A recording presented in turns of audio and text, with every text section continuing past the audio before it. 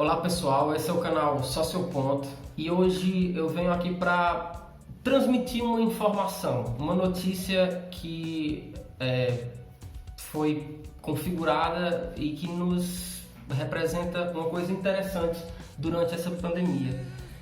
E eu gostaria de ler essa notícia para que vocês fiquem por dentro, né? É uma notícia publicada pelo jornal Brasil de Fato, né? Foi publicada ontem, dia 27 de julho, né? E essa notícia é sobre os bilionários brasileiros que aumentaram suas fortunas em 177 bilhões durante a pandemia, né? Onde ao mesmo tempo estima-se 40 milhões de pessoas sem emprego na América Latina e no Caribe em 2020, segundo a Oxfam Brasil, né? Esse é um texto do Brasil de Fato, mas a pesquisa vem da Oxfam Brasil e eu gostaria de ler essa notícia para que a gente fique por dentro sobre essa ideia, né? Segundo o texto aqui, que é da Caroline Oliveira, né? Do Brasil de Fato, em São Paulo. Os ricos ficaram mais ricos durante a pandemia de Covid-19, entre março e junho desse ano. Mais especificamente, 42 bilionários do Brasil aumentaram suas fortunas em 34 bilhões de dólares no período, né? O equivalente a aproximadamente 177 bilhões de reais. É o que mostra o relatório, abre aspas, quem paga a conta?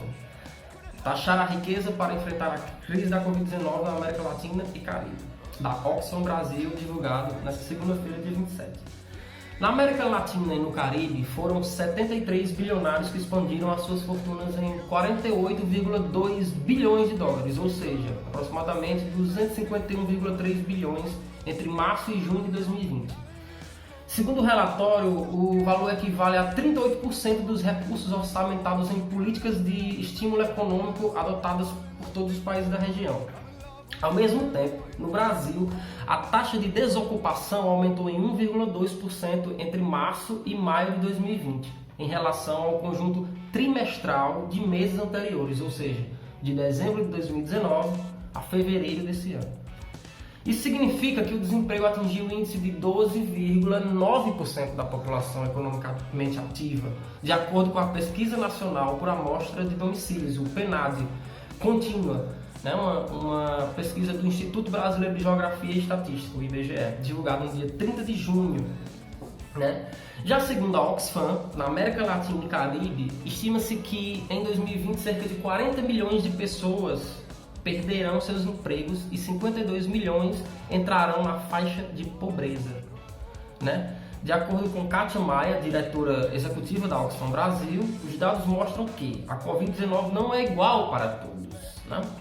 Para ela, enquanto a maioria da população se arrisca a ser contaminada para não perder o emprego ou para comprar o alimento da sua família no dia seguinte, os bilionários não têm com o que se preocupar. Eles estão em outro mundo, o dos privilégios e das fortunas que seguem crescendo em meio a, talvez, a maior crise econômica, social e de saúde do planeta no último século. Sobre a reforma tributária, ainda de acordo com Maia, os dados são assustadores. Segundo a diretora executiva da Oxfam Brasil, a situação reforça que está mais do que na hora da elite brasileira contribuir renunciando a privilégios e pagando mais e melhores impostos. Conforme informa o relatório, a receita tributária para 2020 na América Latina e no Caribe pode cair 2 pontos percentuais do Produto Interno Bruto, o PIB. Isso equivale a 59% do investimento público em saúde em toda a região. A situação poderia ser diferente, no entanto, se houvesse a tributação de grandes fortunas no Brasil. Por exemplo, né? No dia 21 de julho, o ministro da Economia, Paulo Guedes, entregou ao Congresso Nacional o que o governo vem chamando de reforma tributária. A proposta apenas traz, no entanto, a unificação e o aumento de PIS e COFINS, 2 impostos que incidem sobre o consumo e por isso afetam com mais expressividade a população mais pobre.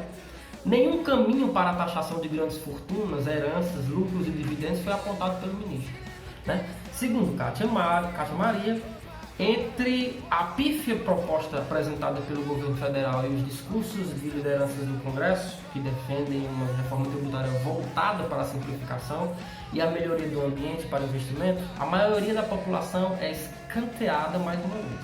Ninguém parece ter a intenção de tocar nos privilégios dos mais ricos, que nunca pagaram uma parte justa de impostos. É como se a maioria da população não tivesse o direito a uma vida digna. Diante da situação, a Oxfam traz algumas propostas para transformar tal realidade, como a criação de imposto extraordinário sobre grandes fortunas, pacotes de resgate públicos a grandes empresas com condições de impostos para quem está em situação de pobreza, revisão de impostos sobre propriedades e de incentivos tributários. Segundo o documento, o relatório também pretende ser uma contribuição ao debate sobre a urgência de buscar soluções para o futuro do Brasil e da América Latina. A retomada do desenvolvimento econômico só será possível com a inclusão de toda a sociedade. Para isso, é premente enfrentar os privilégios e as elites econômicas. O Brasil tem a oportunidade de avançar nessa direção, discutindo uma reforma tributária que seja justa e solidária. Os números compilados pela Oxfam foram embasados na lista de bilionários da Forbes, que foi publicada ainda este ano, e no ranqueamento de bilionários em tempo real também da Forbes. É isso, galera. Uma informação dessa nos passa uma ideia de que o momento em que os ricos mais conseguem absorver o capital, o dinheiro, é quando a massa está ali encharcada, né? Você consegue tirar o sumo do trabalho, né? Da sociedade de um modo geral. E quem lucra com isso são as grandes corporações, são os bilionários, sabe?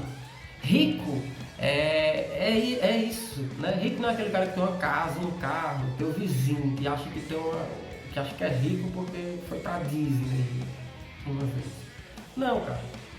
Esses são os ricos. São essas pessoas que sugam toda a energia de trabalho das pessoas, né? E através disso montam estratégias, né? Para passar também, inclusive, para a classe média, que é a classe que mais dá vazão a isso, que acham que vão conseguir, né? Que aspiram, né? Chegar a uma ascensão econômica igual a dessas pessoas, né?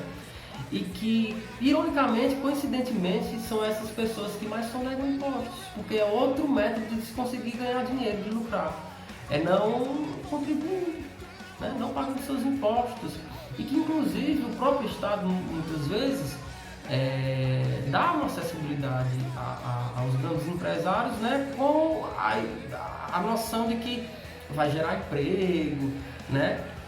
E que o empresário é o mocinho da parada, quando na verdade muitas vezes não é assim que funciona, né? Então, só em existir bilionários no mundo já é algo estranhíssimo, né? Aquele ditado, né? Uns com tanto e outros com tão pouco, né? Então a estrutura social nossa está embasada numa questão de divisão de classe e da imposição e da coerção de determinadas classes para que elas interpretem que são e que serão dessa forma absolutamente, né? Inclusive campanhas, toda a ideia publicitária que é colocada para embasar isso e reforçar isso, ela é elaborada com essa ideia, né, de uma alienação. Então é isso, galera. É importante que a gente fique por dentro dessas informações, né? E que a gente possa exigir, né, dos nossos representantes alguma estratégia política que possa fazer com que essas ideias da taxação de impostos que sejam mais justos para quem detém um capital maior, elas sejam aplicadas. Porque essas pessoas que detêm um capital, eles detêm um capital tão grande também porque parte desse capital é utilizado para conseguir justamente esses conchavos, né? Essas acessibilidades que eles conseguem, né? de ter que sonegar imposto e depois pagar uma taxa e ficar tudo resolvido, né? Ou então ter uma aliança até com o próprio Estado, né? Com essa ideia de que estão fazendo algo bom para a sociedade. E nada contra todo o sistema empresarial e de disponibilidade do poder privado, né? Mas esse neoliberalismo que tenta se afincar dentro do Brasil, ele não tem uma ideia sobre a nossa estrutura cultural e principalmente de toda essa necessidade das pessoas, né? As reais necessidades. E então ele trabalha sempre com esse objetivo do lucro, sempre, né? E todas as ramificações das instituições que trabalham com isso, né? Sejam elas privadas ou até mesmo por parte do governo, né? Então é interessante que a gente fique por dentro, né? E existem políticos nesse momento com ideias sobre essas taxações, né? Ciro Gomes foi um desses políticos que durante a sua campanha em 2018 elaborou um plano sobre essas taxações, né? Ele fala muito sobre isso, né?